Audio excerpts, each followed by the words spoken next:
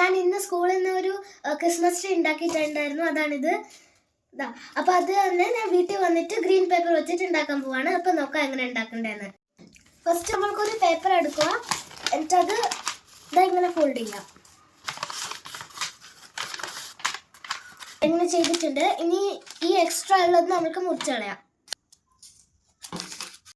ഇങ്ങനെ ഞാൻ മുറിച്ചിട്ടുണ്ട്.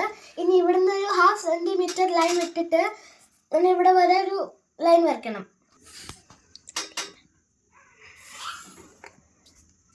ഇത് നമ്മൾ വരച്ചിട്ടുണ്ട്. ഇനി നമ്മൾക്ക് ഇവിടുന്ന് 1 സെന്റിമീറ്റർ മാർക്ക് ചെയ്തിട്ട് ഇവിടുന്ന് ഇങ്ങനെ ജോയിൻ ചെയ്ത് വരയ്ക്കണം.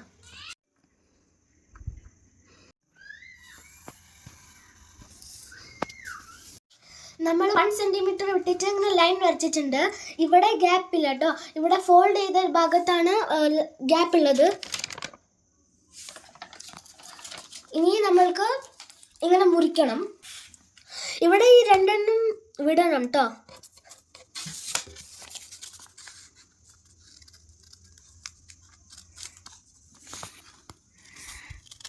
ഇങ്ങോട്ട് കയറ്റി മുറിക്കാൻ പാടില്ല.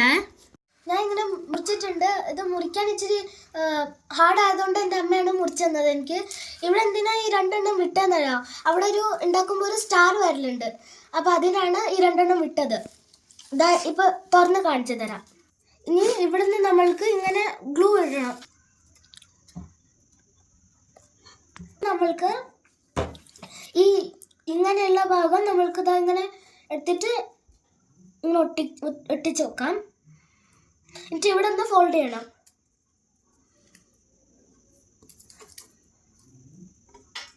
ഞാൻ ഒരുപാട് ചെയ്തിട്ടുണ്ട്.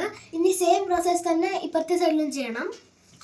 നമ്മുടെ ക്രിസ്മസ് ട്രീ ഇവിടെ റെഡി ആയിട്ടുണ്ട്.